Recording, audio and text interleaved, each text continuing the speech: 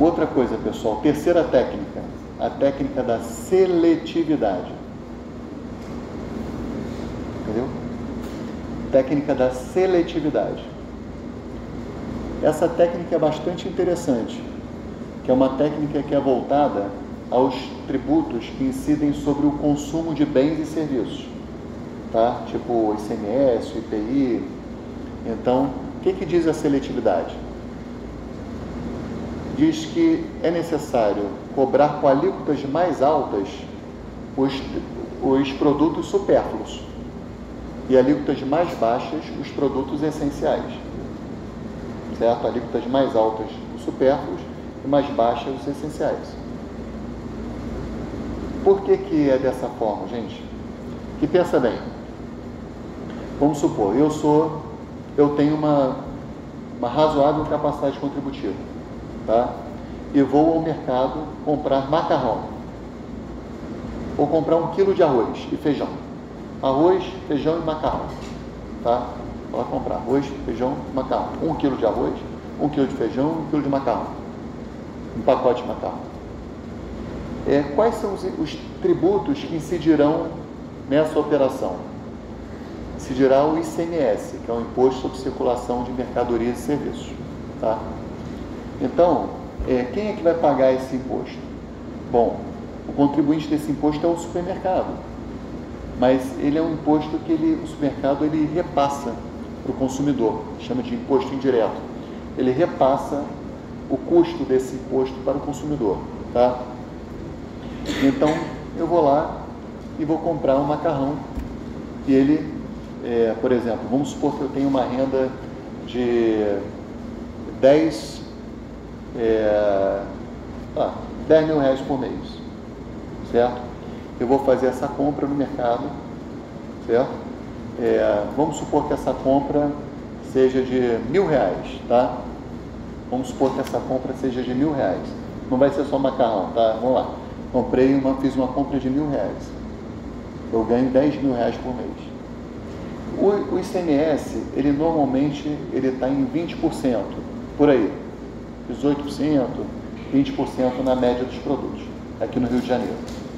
Então, eu em vez de pagar R$1.000, eu vou pagar R$1.200.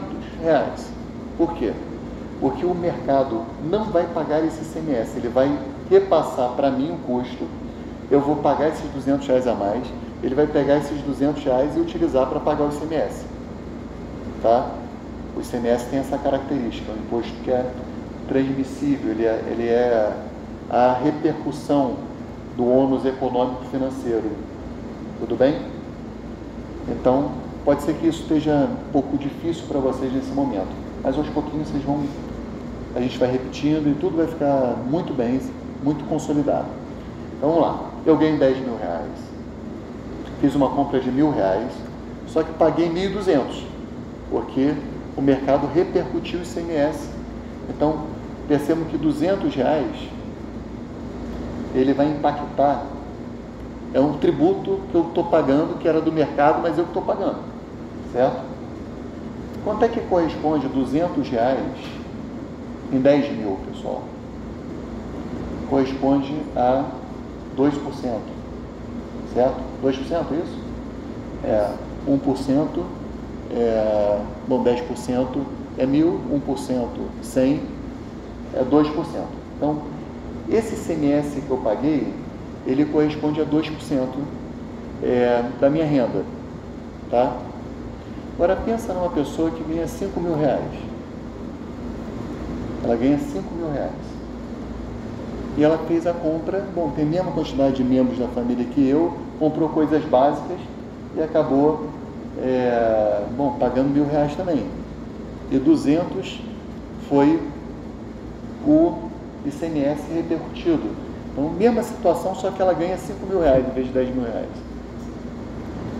Quanto é que corresponde esses R$200 que ela teve que pagar, né, que o mercado repercutiu o ônus econômico financeiro no orçamento dela? Corresponde a 4%. Tudo bem? Corresponde a 4%.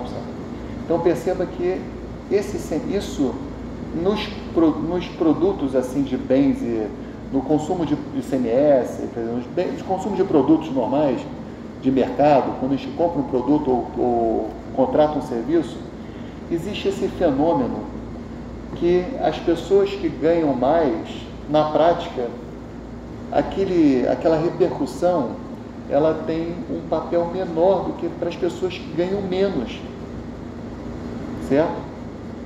Então a isso se dá o nome de regressividade tributária.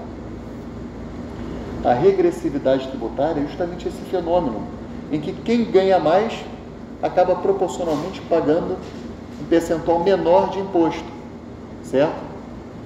Então os impostos sobre bens e serviços, eles tendem a gerar esse fenômeno da regressividade tributária, porque os prestadores de serviço e os comerciantes, eles repassam o custo do tributo para o consumidor. A seletividade é um instrumento para tentar mitigar essa regressividade, fazendo justamente que para produtos supérfluos a alíquota seja mais alta e para produtos essenciais a alíquota seja mais baixa. Então, quando um cara rico vai ao mercado, ele de repente vai comprar alguns produtos supérfluos, cápsulas de café, vai comprar um cosmético bacana para o cabelo, sei lá, certo? Enquanto a tendência de uma pessoa mais pobre é ir ao mercado e comprar aquilo que é essencial. Então, o que acontece? Enquanto a alíquota média é de 20%, beleza? Falei para vocês, do ICMS, em geral. Mas, por exemplo, para uísque, para perfumes, essa alíquota chega a 30%, a 32%. Agora, para itens da cesta básica, ela é 7%. Entendeu? Então, a seletividade, ela tem essa tendência, ela tem essa vocação de tentar mitigar esse problema da regressividade tributária. Certo? Entendeu? Tem um caso prático aí que vocês nunca vão esquecer, que aconteceu comigo lá na Prefeitura do Rio. O que acontece? A gente fez uma licitação gigante para compra de papel higiênico para toda a Prefeitura. Imagina a quantidade de papel higiênico, pessoal. Para todas as escolas municipais, para todos os hospitais municipais, todas as repartições públicas municipais, uma licitação gigante, muito papel higiênico. Tá?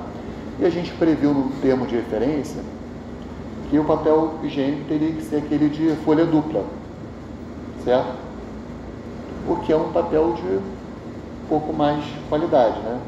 A gente não previu nenhum papel higiênico sensacional, não, né? Daqueles perfumados, folha tripla, nada disso. Hipoalergênico, né? Era papel higiênico folha dupla. E esse papel higiênico folha dupla, ele era considerado pelo Estado do Rio de Janeiro um bem essencial, né? Da cesta básica, inclusive. Então era tributado com uma alíquota de 7%.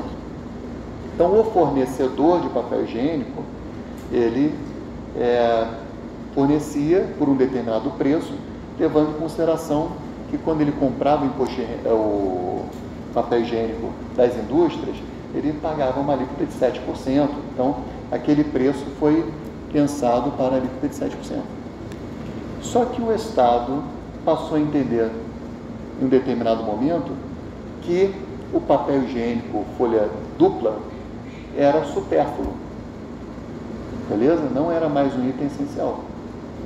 Então ele passou, só o papel higiênico folha simples passou a ser considerado um item essencial, tá? Eu sou da tese que deveria ser proibido o papel higiênico folha simples, né? Todo mundo que já passou a experiência, né? Sabe? Aí você tem que dobrar o papel higiênico para ele virar folha dupla, né? Então, o que acontece, gente? Com isso, a alíquota, como ele deixou de ser essencial e passou a ser pelo menos um item comum, deixou de ser de 7%, passou a ser de 20% para aquele sujeito que comprava o papel higiênico para repassar para a prefeitura. Percebam que houve um desequilíbrio econômico-financeiro do contrato. O que ele alegou para a gente, pessoal? Quando esse fato imprevisível decorre de uma ação governamental, qual o nome disso? Lembra do direito administrativo? fato do príncipe. Ele alegou a ocorrência de um fato do príncipe, pedindo o reequilíbrio do contrato. Olha, agora eu não consigo mais fornecer esse papel higiênico por esse preço, porque ele deixou de ser o item essencial, portanto, pela técnica da seletividade, ele passou a ter uma alíquota mais alta. E aí houve toda uma discussão ali, se era o risco do negócio, né? Se não era, se era fato do príncipe, mas acabou que o próprio Estado voltou atrás, teve muita pressão e voltou com o papel de dupla folha para itens essenciais tributados em 7%. Tá legal? Acho que esse exemplo é legal e acaba que fica na memória de vocês, então ajuda a lembrar o que é seletividade. Tudo bem? Bom, última técnica da capacidade contributiva é a técnica da personalização. Personalização. E essa eu já falei um pouco para vocês quando eu expliquei a minha situação e do professor Marco Antônio. A técnica da personalização é aquela que busca elementos da capacidade contributiva subjetiva. Ela vai para a pessoa do contribuinte e tenta extrair informações da vida daquela pessoa para calibrar a capacidade contributiva dele. Tudo bem? Então, esses são os 4 instrumentos do princípio da capacidade contributiva. Bom, eu tenho algumas informações aqui extras, né? O essencial eu já passei para vocês, mas só para que vocês tenham essa informação, uma vez eu vi numa prova oral, concurso juiz federal para Tribunal Regional Federal da 4ª Região, concurso de 2005, 2006, que perguntava se o princípio da capacidade contributiva já esteve previsto nas constituições antigas do Brasil. Covardia essa pergunta, né? Então, se nas constituições anteriores. Então, enfim, vou mencionar aqui para vocês terem um registro, mas desde a Constituição de 1824 já tem, e é justamente aquele artigo que eu falei do dever fundamental de pagar tributos, né? Que era o artigo 5º deles, na época, que era o catálogo de direitos fundamentais, era o artigo 179, naquela Constituição de 1824. E no inciso 15, tinha a previsão, ninguém será isento, estava aí, exempto de cobrar pelas despesas do Estado em proporção dos seus haveres. Tá? Ninguém será exempto de contribuir pelas despesas do Estado em proporção dos seus haveres. É assim que estava escrito lá. Depois, em 1891, eu não encontrei menção ao princípio da capacidade contributiva na primeira Constituição da República, né? Em 34, na Constituição de 34, não havia expressamente menção à capacidade contributiva, mas existia menção à progressividade, certo? Que é uma técnica. Ele já previa a progressividade no imposto sobre heranças. Artigo 128, se vocês quiserem anotar. Não vou cobrar isso em prova não, tá, pessoal? Só para vocês saberem, né? Já que perguntaram lá. Na Constituição de 37, vocês acham que tinham ou não tinham, pela sensibilidade de vocês? Gente, a Constituição de 37 é aquela Constituição do Getúlio, né? O pessoal chama de Constituição Polaca. Então, sempre que vocês tiverem dúvida, pensem que não tem, né? Porque é uma Constituição que foi outorgada, uma Constituição mais ditatorial, né? Então, não tinha mesmo, não. Na de 46, tinha uma redação até muito boa. Na Constituição de 46 foi da redemocratização, digamos assim, após o Estado Novo, né? Então tinha, né, os tributos terão um caráter pessoal sempre que isso for possível e serão graduados conforme a capacidade econômica do contribuinte. Acho até uma redação melhor do que do 145, parágrafo 1º, que é que a gente tem atualmente. Bom, e aí, na de 67 e na de 69 não tinha previsão expressa, né? Também duas constituições mais complicadas, né? No período militar. E em 88 ela volta no nosso 145, parágrafo 1º. Tá legal? Bom, ainda tem alguns minutos, não tem? 3. Só um pouquinho fominha, tá? Não reparem não, mas a gente vai tentar terminar na hora. Qual a diferença entre capacidade contributiva e disponibilidade financeira? São duas coisas diferentes. Capacidade contributiva e disponibilidade financeira. Melhor exemplo para responder essa pergunta é o exemplo do morador de rua que herdou o apartamento da senhora rica, cobertura na Praia de Caraí. Esse morador de rua, do exemplo que a gente deu na última aula, na penúltima aula, ele tem capacidade contributiva. Ele exterioriza a riqueza. Tem uma capacidade contributiva objetiva, mas tem. Né? Por que é capacidade contributiva objetiva? Porque é dos objetos dele, dos bens dele. Mas ele não tem disponibilidade financeira. Ou seja, ele não tem dinheiro e recursos financeiros ali. Então, são conceitos diferentes, disponibilidade financeira e capacidade contributiva. Tudo bem? Há quem ensine que a situação dos entes públicos é a inversa. O ente público, ele tem disponibilidade financeira, porque os cofres públicos eles estão repletos de dinheiro, mas todo esse dinheiro é utilizado para fins previstos no orçamento. Então, ele teria disponibilidade financeira, mas não teria propriamente uma capacidade contributiva, porque o ente público ele não exterioriza a riqueza. Aquele valor que tem nos cofres públicos é disponibilidade financeira, mas não se traduz propriamente em capacidade contributiva. Tanto é que os entes públicos são imunes aos impostos. A gente vai ver nas próximas aulas. Tudo bem? Deixa eu ver se tem mais alguma coisa importante antes da chamada. Ensinei as técnicas, seletividade. Bom, e última coisa então, pessoal.